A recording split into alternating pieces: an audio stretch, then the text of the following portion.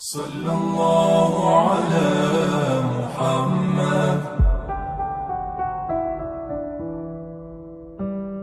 اللہ تعالیٰ نے انسان کو یاد کرایا ہے کہ تو نے عبادت اپنے رب کی کرنی ہے، اور فرمایا رب تمہارا وہ ہے جس نے تمہارے لیے زمین کو فرش بنایا ہے، آسمان کو چھت بنایا ہے، اور آسمان سے پانی برسا کے تو زمین سے پھل اگائے ہیں، رزق لکم، وہ بھی تیرے کھانے کے لیے اگائے ہیں۔ وہ جو آسمان سے بارش برسا کے زمین سے سبز اور پھل اگائے ہیں تو وہ بھی تیرے لیے۔ جب سارا کچھ تیرے لیے بنایا تو بھی تو عبادت کرنا اپنے رب کی، پھر کسی کو اس کا شریک نہ ٹھہرا۔ ایک چیلنج بھی کیا قرآن مجید نے اس رکوع کے اندر، کہا کرتے تھے مکے کے لوگ کہ آپ قرآن مجید کی آیتیں نبی کریم علیہ السلام سے کہا کرتے تھے کہ معاذ اللہ آپ خود بناتے ہیں، بنا کے لاتے ہیں۔ تو اللہ کریم نے فرمایا وَإِن كُنتُمْ فِي رَيْبٍ مِّمَّا نَزَّلْنَا عَلَىٰ عَبْدِنَا فَأْتُوا بِسُورَةٍ مِّن مِّثْلِهِ، اگر تمہیں شک ہو نا اس میں جو ہم نے بندہ خاص پہ نازل کیا ہے تو تم بھی اس جیسی ایک صورت بنا کے لاؤ۔ پڑھے لکھے تو تم بھی ہو نا، مکے میں تم بھی رہتے ہو، تو ایک صورت بنا کے لاؤ۔ قرآن مجید ہم سے چھینا گیا ہے سازش کے تحت، اس لیے کہ جس قوم کو قرآن آ جاتا ہے نا پھر کوئی کافر اس کا مقابلہ نہیں کر سکتا۔ دیکھیں نا اگر کافروں کے پاس جواب ہوتا قرآن پاک کا تو بدر اور احد میں نا کوئی آیت بنا کے لاتے، قرآن کے مقابلے کی تلواریں لے کے نہ آتے، ان کے پاس جواب ہی نہیں تھا۔ اور قیامت تک کسی کافر کے پاس قرآن مجید کا کوئی جواب، قرآن کا کوئی جواب، قسم اللہ کی جواب کوئی نہیں، قرآن کا اس کا کوئی جواب نہیں۔ کیا بات ہے قرآن پاک کی۔ وہ ایک دفعہ مسلمہ کذاب بے ایمان کہنے لگا میں نے بنا لیا ہے قرآن پاک کا جواب، معاذ اللہ۔ جواب کیا بنایا؟ وہ سورت ہے نا القاریۃ ما القاریۃ وما ادراک ما القاریۃ، کھڑکھڑانے والی کیا ہے، کھڑکھڑانے والی تمہیں کیا پتا کیا ہے کھڑکھڑی، قیامت کا ذکر ہے۔ کہنے لگا میں نے اس جیسی صورت بنا لیا، تو کیا بنایا؟ الفیل مل فیل وما ادراک ما الفیل، کہنے لگا ہاتھی، تمہیں کیا پتا کیا ہاتھی، تم کیا جانو کیا ہاتھی۔ تو پاس جو اس کے اپنے بیٹھے تھے نا چیلے، وہ کہنے لگے چپ کر جا، سارے زمانے کو پتا ہے ہاتھی کیا ہوتا ہے۔ تو پاگل ہے، اس کے دو کان ہوتے ہیں، ایک سونڈ ہوتی ہے، چار اس کے پیر ہوتے ہیں۔ بیوقوف آدمی قرآن کا مقابلہ کرنا ہے تو کچھ چج کے ساتھ کر، پاگلوں کی طرح مقابلہ کرے گا، جوتے کھائے گا بھی ہمیں بھی پڑھوائے گا۔ تو قرآن مجید کا کوئی مقابلہ کر سکا؟ تو اس آیہ مبارکہ میں اللہ نے کافروں کو یہ کہا اگر مقابلہ نہیں کر سکتے تو پھر اللہ سے ڈرو، ورنہ دوزخ میں ڈالے جاؤ گے، وہ جس کا ایندھن آدمی اور پتھر ہے، اور بنائی بھی کافروں کے لیے گئی ہے۔ اعدت للکافرین، جہنم کس کے لیے بنائی گئی ہے؟ کافروں اور منافقوں کے لیے۔ مسلمانوں کے لیے بنائی گئی، مسلمان مرضی سے چھلانگے لگائیں تو ان کی موج ہے، ورنہ ان کے لیے جہنم، ان کے لیے اللہ نے جنت بنائی ہے۔ اور یہ بات کرتے ہی رب کریم نے فرمایا اے محبوب علیہ السلام مومنوں کو خوشخبری دے دیں کہ اللہ نے ان کے لیے جنت بنائی ہے، اس میں باغات ہیں، انہیں رزق دیا جائے گا کھانے کے لیے، اور اس میں انہیں پاکیزہ بیویاں دی جائیں گی، اور پھر وہ اس میں ہمیشہ رہیں گے، انہیں اس سے نکالا نہیں جائے گا۔ آگے جو آیات کریمہ ہے نا اس کے اندر اللہ تبارک و تعالیٰ نے فرمایا ہے کہ اللہ حیا نہیں کرتا سمجھانے کے لیے، مچھر کی مثال بھی دینی پڑے۔ فرمایا قرآن سے کچھ لوگ ہدایت حاصل کرتے ہیں اور کچھ گمراہ ہو جاتے ہیں۔ جب لوگ اپنی مرضی کی تشریحات چاہتے ہیں تو گمراہ ہوتے ہیں، اور جب قرآن کو رسول اللہ صلی اللہ علیہ وسلم اور امت مسلمہ کی تشریحات کی روشنی میں سمجھتے ہیں تو پھر اللہ ہدایت عطا فرماتا ہے۔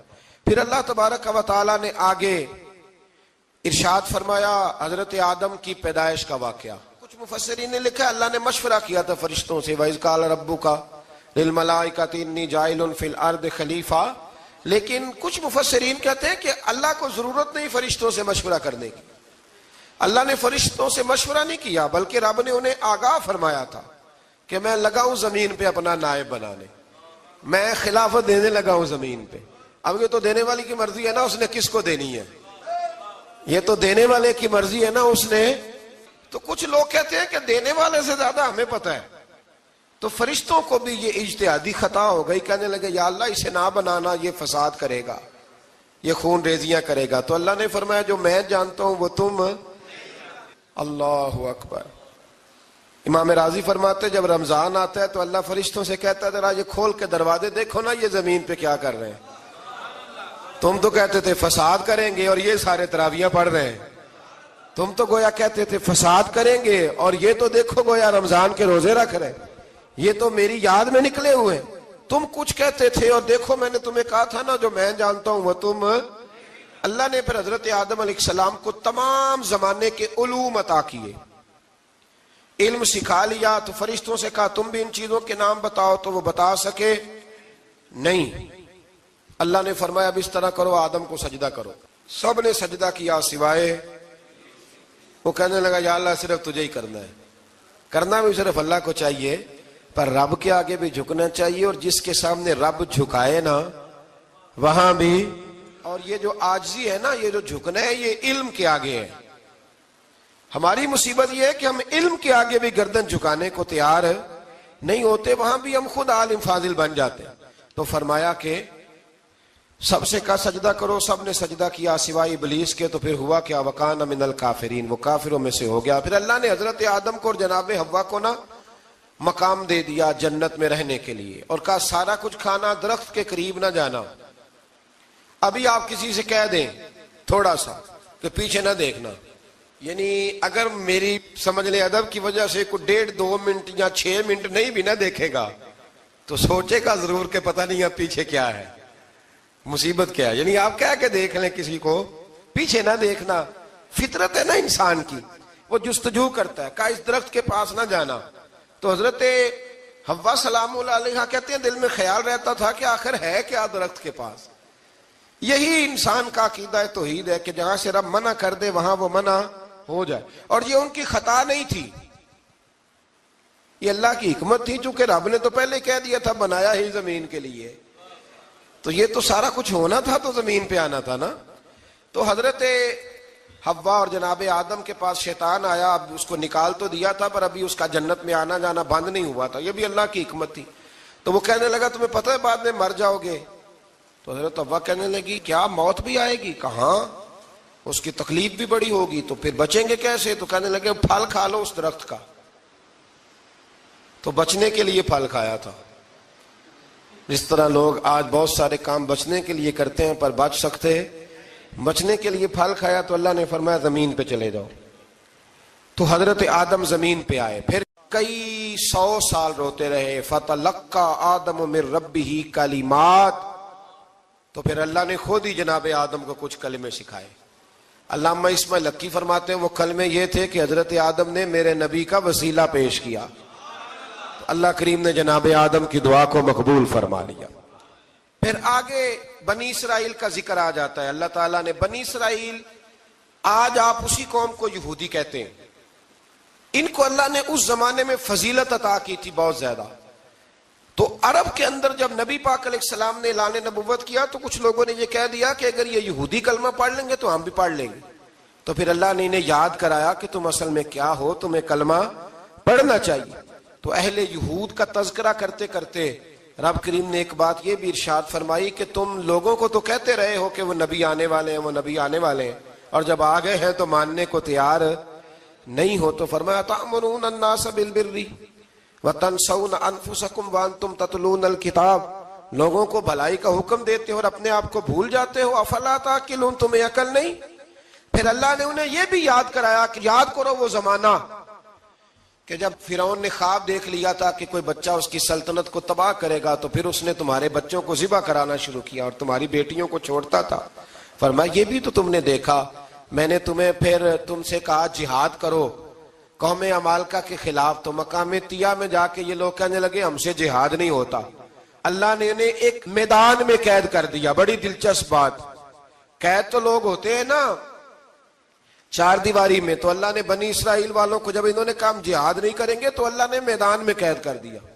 میدان میں, یہ یاد رکھیں, جب انسان اللہ کی نافرمانی کرتا ہے تو اسے ایسی قید ملتی ہے جس کا اس نے تصور بھی نہیں کیا ہوتا.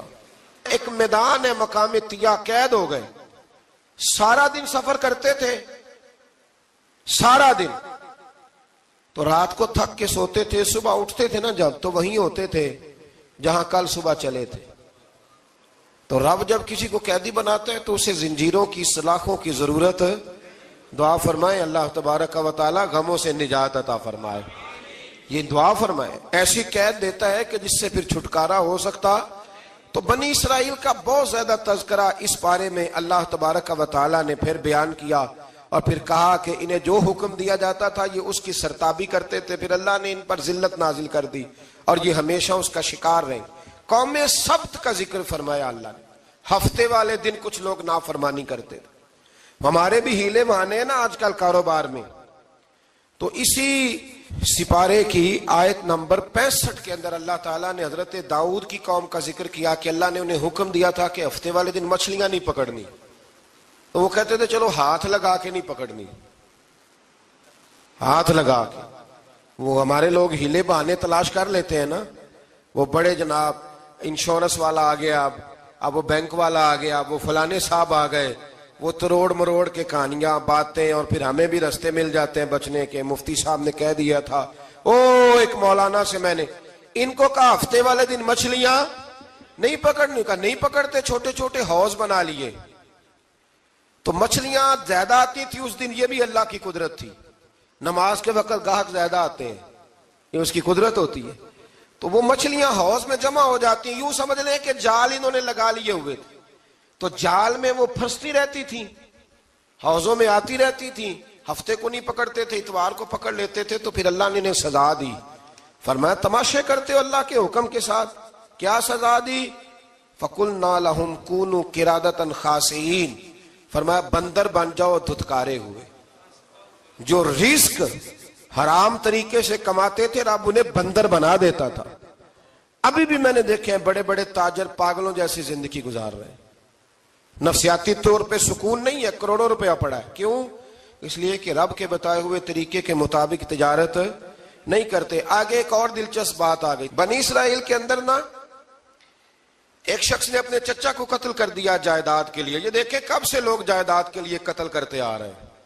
چچا کو قتل کر دیا، اور قتل کر کے حضرت موسیٰ علیہ السلام کے پاس آئے کہ میرے چچا کو کسی نے قتل کر دیا ہے، تو بتائیں کیا کر لیں؟ تو آپ نے فرمایا کہ گائے ذبح کرو، اور اس کا ایک ٹکڑا مقتول کو مارو، مرنے والے کو، وہ خود اٹھ کے بتا دے گا مجھے کس نے قتل کیا ہے۔ اب ارادہ نہیں تھا گائے ذبح کرنے کا تو بہانے کرنے لگے۔ ارادہ نہیں نہ ہوتا تو پھر کیا ہوتے ہیں؟ کہنے لگے گائے کس طرح کی ہو، بوڑھی ہو کہ بچی ہو، رنگ کیسا ہو، جوان ہو کہ چھوٹی ہو، حال میں ایک دفعہ چلنا سیکھ گئی ہو یا ابھی نہ سیکھی ہو۔ تو بتاتے گئے تو رب بھی شرطیں بیان کرتا گیا، گہرے زرد رنگ کی ہو، حال کے اندر اسے نہ چلایا گیا ہو، پانی نہ نکالا گیا ہو، نہ بچی ہو نہ جوان ہو، اس کے درمیان ہو۔ یہ ساری شرطیں کہاں پائی جاتی تھیں؟ حضرت موسیٰ علیہ السلام کی قوم کا ایک شخص تھا جو اللہ کا ولی تھا، وہ جب انتقال کرنے لگا نا، اللہ اکبر، دیکھو رب ولیوں کی اولادوں پر بھی کتنا فضل فرماتا ہے۔ وہ جب انتقال کرنے لگا تو ایک اس کے پاس چھوٹی سی بچیا تھی، گائے کی بچی، اس نے جنگل میں چھوڑ دی۔ کہنے لگا یا اللہ میں تیرے نام پہ چھوڑتا ہوں، میرا بچہ جوان ہو جائے تو اسے دے دینا، اور تو سرمایہ ہی کوئی نہیں۔ بچہ بڑا ہوا تو بچہ بھی بڑا نیک تھا، اپنی ماں کا بڑا فرما بردار تھا۔ اس کی ماں نے کہا بیٹا تیرے باپ نے ایک گائے چھوڑی تھی، تو بچہ جنگل میں گیا اور جا کے کہنے لگا اے اللہ میری گائے مجھ سے ملا دے۔ تو رب کریم نے وہ گائے واپس کر دی، وہ گائے گھر لے آیا۔ اب وہ کہنے لگا اماں بیچ دوں، تو اماں کہنے لگی بیٹا میرے پوچھے بغیر نہ بیچنا۔ کئی دفعہ گاہک لگے پر اس نے کہا جب تک میری اماں نہ کہے گی میں بیچوں گا۔ ادھر بنی اسرائیل والے شرطیں جتنی گائے کے بارے میں پوچھ چکے تھے وہ ساری اسی گائے میں پائی جاتی تھی۔ تو یہ ڈھونڈتے ڈھونڈتے وہاں پہنچ گئے، تو کہنے لگے گائے چاہیے۔ تو اس نے کہا بھی تمہاری مرضی سے نہیں، قیمت میری مرضی کی۔ ایک مفسر نے تو یہاں تک لکھا ہے کہ اس نے کہا گائے ذبح کر کے نا، تو جتنا گائے کے اندر گوشت ہوگا نا اتنا ہی کھال کے اندر تو مجھے مال بھر کے دو گے، اتنے ہی سکے بھر کے دو گے، اتنی اشرفیاں بھر کے دو گے، تو پھر تمہیں گائے دوں گا۔ تو پھر یہ گائے انہیں ملی اور یہ گائے لے کر کے آئے۔ زیادہ سوالات نہ کرتے تو زیادہ الجھتے نہ۔ ہم بھی دین کے معاملے میں بڑے سوال جواب کرتے ہیں، اتنا سوال کریں جتنی اس کی ضرورت ہے۔ ان لوگوں نے سوالات زیادہ کیے تو پھر الجھ زیادہ گئے. تو میرے بھائی اس کا ذکر بھی اللہ تبارک و تعالیٰ نے پہلے پارے کے اندر بیان فرمایا. پھر اللہ کریم نے فرمایا کہ کچھ ایسے لوگ بھی ہیں یہودیوں میں سے جن کا دعویٰ ہو گیا ہے کہ ہم اللہ کے بڑے پیارے ہیں. فرمایا یہ صرف ان کے منہ کی باتیں ہیں, یہ تو قیامت میں پتہ چلے گا نا کہ اللہ کا پیار کس کے ساتھ زیادہ ہے. اور پھر یہ بھی یہودیوں نے دعویٰ کیا ہے, اسی پارے میں اللہ فرماتے ہیں کہ ان کا دعویٰ ہے کہ ہم اللہ کے بڑے پیارے ہیں, جنت میں ہم ہی جائیں گے. تو اللہ فرماتا ہے پھر مرنے کی دعا تو کرو, جنت میں تو مر کے جانا ہے نا. لیکن رب فرماتے ہیں یہ کبھی مرنے کی دعا نہیں کریں گے, اس لیے کہ انہیں پتہ ہے کہ ہم نے آخرت کے لیے کیا بھیجا. لیکن جی پہلا حکم آ گیا یا ایھا الذین آمنوا کہہ کے, پہلی آیت قرآن پاک کی پہلے سپارے میں پہلی آیت جس میں اللہ نے کہا یا ایھا الذین آمنوا. تو پہلا حکم آمنوا کہہ کے آیت نمبر 104 میں جو اللہ نے حکم دیا ہے نا وہ نبی پاک کی تعظیم کا حکم ہے. پہلا حکم ہی اللہ نے حضور کی عزت اور ناموس کا ارشاد فرمایا. پہلا اس ترتیب کے لحاظ سے وہ ہوا یہ کہ جب نبی پاک کو بات ارشاد کرتے تو صحابہ کرام اٹھ کے عرض کرتے رائینا یا رسول اللہ, حضور سمجھ نہیں آئی ذرا رعایت کر دے. تو یہودیوں کی عبرانی زبان کے اندر نہ ذرا کھینچ کے پڑھتے تھے رائینا, تو اس کا معنی بنتا تھا معاذ اللہ اے ہمارے چرواہے. بکریاں چرانے والے کو بھی وہ رائینا کہتے تھے. تو جب صحابہ یہ کہنے لگے تو اللہ نے منع ہی کر دیا. فرمایا میرے محبوب کے غلاموں, اس لفظ کے پیچھے چھپ کے لوگ میرے نبی کی بے ادبی کر جاتے ہیں. تو جس لفظ کا کوئی ایک معنی بے ادبی والا بنتا ہو وہ لفظ بھی میرے نبی کے لیے نہ کہو. لفظ وہ والے کہو جس میں کوئی بے ادبی کا معنی نکلے نہ. یہاں لوگوں نے بڑے بڑے لفظ نہیں بول دیے, پھر کہتے میرا مطلب یہ تھا, میرا مطلب وہ تھا. تو تو نے وہ لفظ بولا کیوں جس کا کوئی غلط مطلب بھی نکل سکتا تھا. اللہ نے فرمایا یا ایھا الذین آمنوا لا تقولوا رائینا, اے ایمان والو رائینا کہو ہی نہ. تو یا اللہ کیا کہیں؟ فرمایا وقولوا انظرنا, تم کہو یا رسول اللہ ایک نظر فرمائیے. انداز دیکھیے, انظرنا ایک نظر. تو ہمارے بزرگ تو پہلے بڑے پیار والوں نے کہہ دیا یا رسول اللہ انظر حالنا. کہتے کہاں سے لاتے ہو جملے؟ میں نے کہا اللہ کی کتاب سے. یا رسول اللہ انظر حالنا یا حبیب اللہ اسمع قالا. تو تم کہو انظرنا, محبوب نظر کرم کرے, واسمعوا, اور کیا ضرورت ہے دوبارہ پوچھنے کی؟ اللہ کہتا ہے پہلے ہی دھیان سے سنا کرو, پہلے ہی واسمعوا, پہلے ہی احتیاط سے سنو. وللکافرین عذاب علیم, اور کافروں کے لیے دردناک عذاب ہے. لے جی اسی پارے میں اللہ تبارک و تعالیٰ نے پھر اہل یہود کا ذکر کیا. تو یہود کہنے لگے کہ ہم حضرت ابراہیم کے ماننے والے ہیں. تو اللہ کریم نے وہ بھی ذکر کیا کہ میں نے تو ابراہیم کو آزمایا ہے. وَإِذِ ابْتَلَىٰ إِبْرَاهِيمَ رَبُّهُ بِكَلِمَاتٍ فَأَتَمَّهُنَّ, ہم نے ابراہیم کو کچھ چیزوں سے آزمایا ہے, وہ ہماری آزمائش پہ پورے اترے. قَالَ إِنِّي جَاعِلُكَ لِلنَّاسِ إِمَامًا, تو پھر ہم نے انہیں کہا کہ ہم آپ کو پوری دنیا کا امام بنائیں گے. وہ آزمائش کیا تھی؟ آگ میں جانا بھی آزمائش, بیٹے کا نہ ہونا بھی آزمائش, بیٹا ہوا تو پھر اسے وادی غیر ذی زرع ان میں چھوڑ کے آنا بھی آزمائش, بڑا ہوا تو پھر ذبح کرنا بھی آزمائش. فرمایا جہاں جہاں آزمایا ہے نا ابراہیم ہماری آزمائش میں پورے اترے. فرمایا تو مفت میں حضرت ابراہیم کی اولاد بنتے ہو اور ان کا نام لیتے ہو اور ان کے ساتھ اپنا تعلق بناتے ہو, دیکھو تو صحیح وہ کتنی آزمائشوں سے گزرے. تو اس کا بھی اللہ نے اسی میں ذکر فرمایا. اور پھر وہ بات کرتے تھے حضرت یعقوب کی اور حضرت اسحاق کی. تو فرمایا وہ تو ہمارے اتنے خاص بندے تھے کہ وصال کے وقت بھی انہوں نے اپنی اولادوں کو نصیحت فرمائی تھی کہ اللہ کی توحید پہ قائم رہنا. اس کا ذکر بھی اللہ نے اسی پارے میں بیان فرمایا. اور جو حضرت ابراہیم اور جناب اسماعیل نے کعبہ تعمیر کیا تو اس کا ذکر بھی اللہ تعالیٰ نے اسی پارے میں فرمایا. فرمایا جب وہ کعبہ بنا رہے تھے تو کہہ رہے تھے ربنا تقبل منا, کہہ رہے تھے اے اللہ بنا ہم نے دیا ہے پر مہربانی فرما ہم سے قبول فرما لے.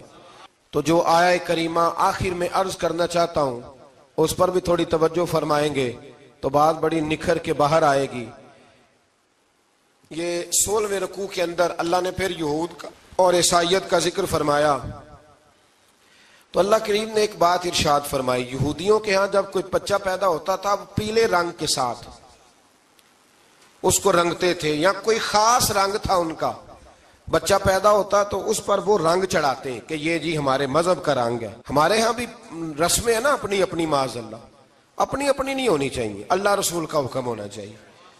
تو یہودیوں کے ہاں بچہ پیدا ہوتا تو ایک خاص رنگ چڑھاتے، عیسائیوں کے ہاں پیدا ہوتا تو وہ بھی ایک خاص رنگ چڑھاتے. تو مسلمانوں کے ہاں بچے پیدا ہوئے تو انہوں نے بھی توجہ کی کہ یہ کیا ہو رہا ہے، تو رب کریم نے فرمایا صبغۃ اللہ، رنگ اللہ کا ہی ہے. ومن احسن من اللہ صبغہ، اور فرمایا اللہ کے رنگ سے زیادہ خوبصورت کس کا رنگ ہو سکتا ہے. اللہ کا رنگ کیا ہے؟ لا الہ الا اللہ محمد الرسول اللہ صلی اللہ علیہ. فرمایا نیلے پیلے کالے رنگ نہ چڑھاؤ، اپنے ذہن پر توحید و رسالت کا رنگ چڑھاؤ. یہ سب سے بہترین رنگ ہے. اگر تمہارے ذہنوں پر رب رسول کی توحید کا رنگ چڑھ گیا تو یہ وہ والا رنگ ہے، پھر تمہیں کسی اور رنگ کی طرف جانے کی ضرورت نہیں پڑے گی. تو فرمایا رنگ وہ پیدا کرو جو توحید کا ہے، رسالت کا ہے، اس رنگ کی توجہ کرو. قرآن مجید کے اس پارے میں اللہ کریم نے مختلف باتیں بیان کر کے آخری رکوع میں یہ جو رنگ کا ذکر فرمایا نا، تو یہ لگتا ہے پورے پارے کا خلاصہ ہے کہ رب کریم نے فرمایا اصل بات یہ ہے کہ تمہاری سوچوں پہ رب رسول کی توحید و رسالت کا رنگ ہونا چاہیے. ہر وقت بچہ پیدا ہو، کوئی دنیا سے جائے تو رنگ کس کا ہونا چاہیے؟ اللہ رسول کے. اور فرمایا رب تمہارا وہ ہے جس نے تمہارے لیے زمین کو فرش بنایا ہے، آسمان کو چھت بنایا ہے، اور آسمان سے پانی برسا کے تو زمین سے پھل اگائے ہیں، رزق لکم، وہ بھی تیرے کھانے کے لیے اگائے ہیں. وہ جو آسمان سے بارش برسا کے زمین سے سبز اور پھل اگائے ہیں تو وہ بھی تیرے لیے. جب سارا کچھ تیرے لیے بنایا تو بھی تو عبادت کرنا اپنے رب کی، پھر کسی کو اس کا شریک نہ ٹھہرا. ایک چیلنج بھی کیا قرآن مجید نے اس رکوع کے اندر. کہا کرتے تھے مکے کے لوگ کہ آپ قرآن مجید کی آیتیں نبی کریم علیہ السلام سے کہا کرتے تھے کہ معاذ اللہ آپ خود بناتے ہیں، بنا کے لاتے ہیں. تو اللہ کریم نے فرمایا وَإِن كُنتُمْ فِي رَيْبٍ مِّمَّا نَزَّلْنَا عَلَىٰ عَبْدِنَا فَأْتُوا بِسُورَةٍ مِّن مِّثْلِهِ، اگر تمہیں شک ہو نا اس میں جو ہم نے بندہ خاص پہ نازل کیا ہے تو تم بھی اس جیسی ایک صورت بنا کے لاؤ. پڑھے لکھے تو تم بھی ہو نا، مکے میں تم بھی رہتے ہو، تو ایک صورت بنا کے لاؤ.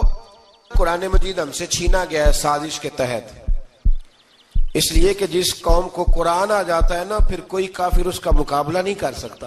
دیکھیں نا اگر کافروں کے پاس جواب ہوتا قرآن پاک کا تو بدر اور احد میں نا کوئی آیت بنا کے لاتے قرآن کے مقابلے کی، تلواریں لے کے نہ آتے. ان کے پاس جواب ہی نہیں تھا. اور قیامت تک کسی کافر کے پاس قرآن مجید کا کوئی جواب، قرآن کا کوئی جواب، قسم اللہ کی جواب کوئی نہیں قرآن کا، اس کا کوئی جواب نہیں. کیا بات ہے قرآن پاک. وہ ایک دفعہ مسلمہ کذاب بے ایمان کہنے لگا میں نے بنا لیا ہے قرآن پاک کا جواب. معاذ اللہ. جواب کیا بنایا؟ وہ سورت ہے نا القاریۃ ملقاریہ، وما ادراک ملقاریہ، کھڑکھڑانے والی. کیا ہے کھڑکھڑانے والی؟ تمہیں کیا پتا کیا ہے کھڑکھڑی؟ قیامت کا ذکر ہے. کہنے لگا میں نے اس جیسی صورت بنا لیا. تو کیا بنایا؟ الفیل ملفیل، وما ادراک ملفیل. کہنے لگا ہاتھی، تمہیں کیا پتا کیا ہاتھی، تم کیا جانو کیا ہاتھی. تو پاس جو اس کے اپنے بیٹھے تھے نا چیلے، وہ کہنے لگے چپ کر جا، سارے زمانے کو پتا ہے ہاتھی کیا ہوتا ہے. تو پاگل ہے، اس کے دو کان ہوتے ہیں، ایک سونڈ ہوتی ہے، چار اس کے پیر ہوتے ہیں. بیوقوف آدمی، قرآن کا مقابلہ کرنا ہے تو کچھ چج کے ساتھ کر. پاگلوں کی طرح مقابلہ کرے گا، جوتے کھائے گا بھی ہمیں بھی پڑھوائے گا. تو قرآن مجید کا کوئی مقابلہ کر سکا؟ تو اس آیہ مبارکہ میں اللہ نے کافروں کو یہ کہا اگر مقابلہ نہیں کر سکتے تو پھر اللہ سے ڈرو، ورنہ دوزخ میں ڈالے جاؤ گے. وہ جس کا ایندھن آدمی اور پتھر ہے، اور بنائی بھی کافروں کے لیے گئی ہے. اعدت للکافرین، جہنم کس کے لیے بنائی گئی ہے؟ کافروں اور منافقوں کے لیے. مسلمانوں کے لیے بنائی گئی.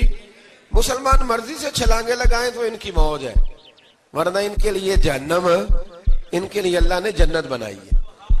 اور یہ بات کرتے ہی رب کریم نے فرمایا اے محبوب علیہ الصلوۃ والسلام مومنوں کو خوشخبری دے دیں کہ اللہ نے ان کے لیے جنت بنائی ہے، اس میں باغات ہیں، انہیں رزق دیا جائے گا کھانے کے لیے، اور اس میں انہیں پاکیزہ بیویاں دی جائیں گی، اور پھر وہ اس میں ہمیشہ رہیں گے، انہیں اس سے نکالا نہیں جائے گا. آگے جو آیات کریمہ ہے نا اس کے اندر اللہ تبارک و تعالیٰ نے فرمایا ہے کہ اللہ حیا نہیں کرتا سمجھانے کے لیے مچھر کی مثال بھی دینی پڑے. فرمایا قرآن سے کچھ لوگ ہدایت حاصل کرتے ہیں اور کچھ گمراہ ہو جاتے ہیں. جب لوگ اپنی مرضی کی تشریحات چاہتے ہیں تو گمراہ ہوتے ہیں, اور جب قرآن کو رسول اللہ صلی اللہ علیہ وسلم اور امت مسلمہ کی تشریحات کی روشنی میں سمجھتے ہیں تو پھر اللہ ہدایت عطا فرماتا ہے. پھر اللہ تبارک و تعالیٰ نے آگے ارشاد فرمایا حضرت آدم کی پیدائش کا واقعہ. کچھ مفسرین نے لکھا اللہ نے مشورہ کیا تھا فرشتوں سے, وَإِذْ قَالَ رَبُّكَ لِلْمَلَائِكَةِ إِنِّي جَاعِلٌ فِي الْأَرْضِ خَلِيفَةً. لیکن کچھ مفسرین کہتے ہیں کہ اللہ کو ضرورت نہیں فرشتوں سے مشورہ کرنے کی. اللہ نے فرشتوں سے مشورہ نہیں کیا, بلکہ رب نے انہیں آگاہ فرمایا تھا کہ میں لگا ہوں زمین پہ اپنا نائب بنانے, میں خلافت دینے لگا ہوں زمین پہ. اب یہ تو دینے والی کی مرضی ہے نا اس نے کس کو دینی ہے, یہ تو دینے والے کی مرضی ہے نا اس نے. تو کچھ لوگ کہتے ہیں کہ دینے والے سے زیادہ ہمیں پتہ ہے. تو فرشتوں کو بھی یہ اجتہادی خطا ہو گئی, کہنے لگے یا اللہ اسے نہ بنانا, یہ فساد کرے گا, یہ خون ریزیاں کرے گا. تو اللہ نے فرمایا جو میں جانتا ہوں وہ تم. اللہ اکبر. امام راضی فرماتے جب رمضان آتا ہے تو اللہ فرشتوں سے کہتا ہے ذرا یہ کھول کے دروازے دیکھو نا یہ زمین پہ کیا کر رہے ہیں. تم تو کہتے تھے فساد کریں گے اور یہ سارے تراویحاں پڑھ رہے ہیں. تم تو گویا کہتے تھے فساد کریں گے اور یہ تو دیکھو گویا رمضان کے روزے رکھ رہے ہیں, یہ تو میری یاد میں نکلے ہوئے ہیں. تم کچھ کہتے تھے اور دیکھو میں نے تمہیں کہا تھا نا جو میں جانتا ہوں وہ تم. اللہ نے پھر حضرت آدم علیہ السلام کو تمام زمانے کے علوم عطا کیے, علم سکھا لیا. تو فرشتوں سے کہا تم بھی ان چیزوں کے نام بتاؤ, تو وہ بتا سکے نہیں. اللہ نے فرمایا اب اس طرح کرو آدم کو سجدہ کرو. سب نے سجدہ کیا سوائے. وہ کہنے لگا یا اللہ صرف تجھے ہی کرنا ہے, کرنا بھی صرف اللہ کو چاہیے, پر رب کے آگے بھی جھکنا چاہیے, اور جس کے سامنے رب جھکائے نا وہاں بھی. اور یہ جو عاجزی ہے نا, یہ جو جھکنا ہے یہ علم کے آگے ہے. ہماری مصیبت یہ ہے کہ ہم علم کے آگے بھی گردن جھکانے کو تیار نہیں ہوتے, وہاں بھی ہم خود عالم فاضل بن جاتے. تو فرمایا کہ سب سے کہا سجدہ کرو, سب نے سجدہ کیا سوائے ابلیس کے. تو پھر ہوا کیا وکان من الکافرین, وہ کافروں میں سے ہو گیا. پھر اللہ نے حضرت آدم کو اور جناب حوا کو نا مقام دے دیا جنت میں رہنے کے لیے, اور کہا سارا کچھ کھانا, درخت کے قریب نہ جانا.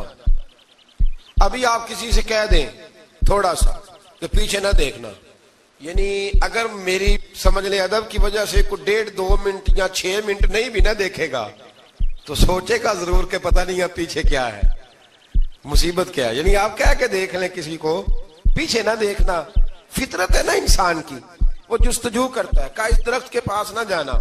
تو حضرت حوا سلام اللہ علیہ کہتے ہیں دل میں خیال رہتا تھا کہ آخر ہے کیا درخت کے پاس. یہی انسان کا عقیدہ توحید ہے کہ جہاں سے رب منع کر دے وہاں وہ منع ہو جائے. اور یہ ان کی خطا نہیں تھی, یہ اللہ کی حکمت تھی, چونکہ رب نے تو پہلے کہہ دیا تھا بنایا ہی زمین کے لیے, تو یہ تو سارا کچھ ہونا تھا تو زمین پہ آنا تھا نا. تو حضرت حوا اور جناب آدم کے پاس شیطان آیا, اب اس کو نکال تو دیا تھا پر ابھی اس کا جنت میں آنا جانا بند نہیں ہوا تھا, یہ بھی اللہ کی حکمت تھی. تو وہ کہنے لگا تمہیں پتہ ہے بعد میں مر جاؤ گے. تو حضرت حوا کہنے لگی کیا موت بھی آئے گی؟ کہاں, اس کی تکلیف بھی بڑی ہوگی, تو پھر بچیں گے کیسے؟ تو کہنے لگے پھل کھا لو اس درخت کا. تو بچنے کے لیے پھل کھایا تھا. جس طرح لوگ آج بہت سارے کام بچنے کے لیے کرتے ہیں پر بچ سکتے, بچنے کے لیے پھل کھایا. تو اللہ نے فرمایا زمین پہ چلے جاؤ. تو حضرت آدم زمین پہ آئے, پھر کئی 100 سال روتے رہے. فَتَلَقَّى آدَمُ مِن رَبِّهِ کَلِمَاتٍ. تو پھر اللہ نے خود ہی جناب آدم کو کچھ کلمے سکھائے. علامہ اسماعیل لکی فرماتے ہیں وہ کلمے یہ تھے کہ حضرت آدم نے میرے نبی کا وسیلہ پیش کیا, تو اللہ کریم نے جناب آدم کی دعا کو مقبول فرما لیا. پھر آگے بنی اسرائیل کا ذکر آ جاتا ہے. اللہ تعالیٰ نے بنی اسرائیل, آج آپ اسی قوم کو یہودی کہتے ہیں, ان کو اللہ نے اس زمانے میں